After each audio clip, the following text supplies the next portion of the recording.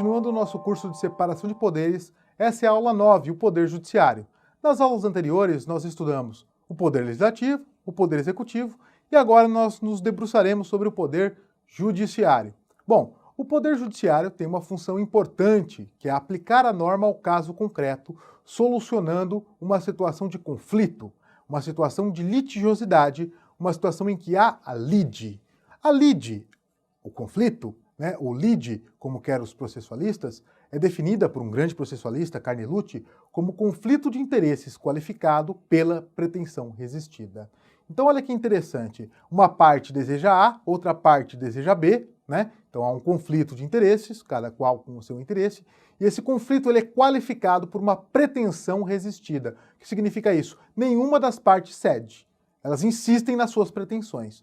Senhores, no nosso modelo brasileiro atual, é vedado, é proibido que alguém insista no seu interesse, inclusive impondo esse interesse por intermédio da violência. Isso é proibido. Uma pessoa não pode, mesmo tendo razão, ou a sua razão, na sua interpretação, impor esse seu interesse a uma outra parte. Imagine, por exemplo, que alguém bata no meu carro, causando um prejuízo. Eu, para repor esse prejuízo, pego a carteira da pessoa, retiro o dinheiro dela e digo, tá pago o prejuízo que você me causou. Não, aí quem cometeu um delito fui eu a fazer isso, porque eu impus aí claramente a minha vontade, o meu interesse. Eu preciso ingressar no judiciário, tá certo?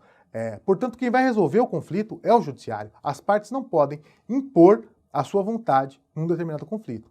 Isso é permitido só pontualmente no nosso modelo jurídico, são situações excepcionais, que é da legítima defesa, que alguém ameaça a sua integridade física ou de outra pessoa, e aí você, nessa situação grave, para conseguir combater essa lesão a esse interesse, que na verdade é a integridade física, aí você pode agir sem ir ao judiciário. É uma exceção, a situação da legítima defesa.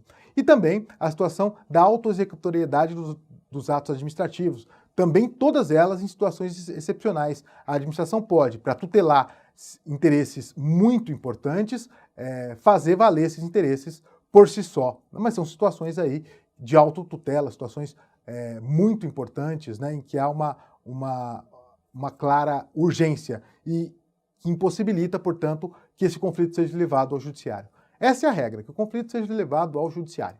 E esse conflito decidido pelo judiciário faz norma entre as partes, faz lei entre aquelas partes, a expressão que a gente usa. É lógico, não é uma lei, a gente vai chamar isso de decisão judicial. Normalmente, essa decisão vai ser aquela que encerra o processo, resolvendo a lide. Ela é designada como sentença pelo Código de Processo Civil.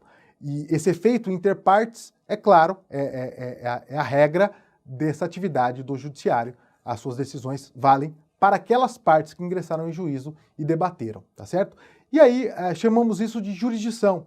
Essa atividade é a regra da atividade jurisdicional, Bom, características da jurisdição é essa lide, esse conflito de interesses colocado ao judiciário, a característica da inércia, o judiciário nada faz, exceto quando provocado, então o judiciário não vai expedir uma sentença de pronto, não.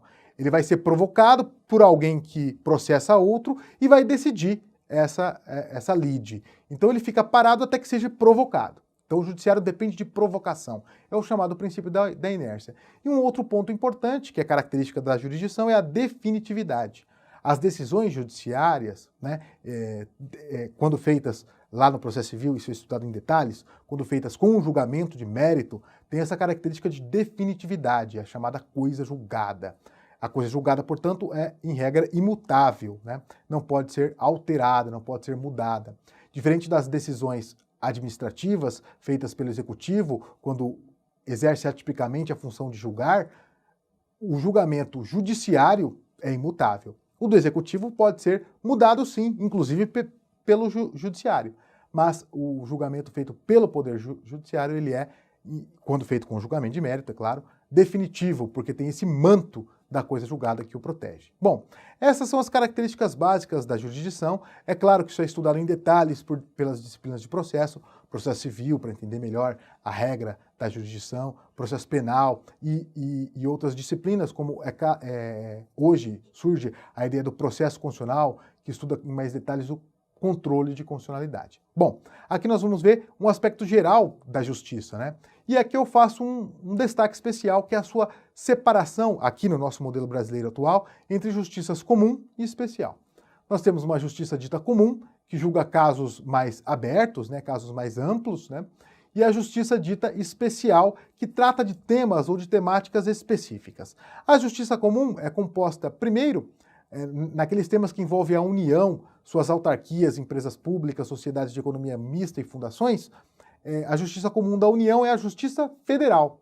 A Justiça Federal é composta pelos tribunais regionais federais, né, pelos juízes federais e pelos juizados especiais federais. Ela se debruça sobre causas que envolvam a União, certo? Suas autarquias, fundações, empresas públicas e sociedades de economia mista. Mas julga qualquer tema relativo a isso que envolva, né, portanto, a União. Já a outra justiça comum importante é a Justiça Estadual Comum, formada pelos juízes de direito, pelos juizados especiais cíveis, né, e penais estaduais, né, e também pelos tribunais de justiça. Vamos lembrar que foram extintos os antigos tribunais de alçada pela Emenda Constitucional 45, então são hoje os tribunais de justiça dos estados. E também a Justiça do Distrito Federal e Territórios, que já destacamos no curso sobre federalismo, integra a Justiça da União, mas serve como uma Justiça Estadual Comum, analogamente atua como uma Justiça Estadual Comum lá no Distrito Federal e também nos territórios, que não existem, mas se existissem, seriam providos por essa Justiça do Distrito Federal e Territórios. Ela é composta pelo Tribunal de Justiça do Distrito Federal e Territórios, pelos seus juizados especiais e pelos juízes distritais, que atuam ali com competência análoga, idêntica à de um juiz de direito, portanto. Bom, essas são as justiças comuns. Além disso, nós temos as ditas justiças especiais, que tratam de temas especiais. A primeira delas é a Justiça do Trabalho, né? Ela vai tratar mais especificamente das relações de emprego, né, de uma forma ampla e também de situações em que há contratos de trabalho. Tribunal Superior do Trabalho compõe essa justiça, em última instância, os tribunais regionais do trabalho e, por fim, os juízes do trabalho vão compor a Justiça do Trabalho. Temos também, sobre o tema eleitoral, a Justiça Eleitoral. Ela é composta pelo Tribunal Superior Eleitoral, né, pelos tribunais regionais eleitorais, pelos juízes eleitorais e pelas juntas eleitorais, todas em conjunto, vão fornecer essa justiça especializada chamada de Justiça Eleitoral. Também temos a Justiça Militar da União, vai tratar aí de situações que envolvam os militares da União. Nós temos o Superior Tribunal Militar, os Conselhos de Justiça Especial e Permanente, nas sedes das autorias militares, que cumprem essa função de entregar a Justiça Militar da União.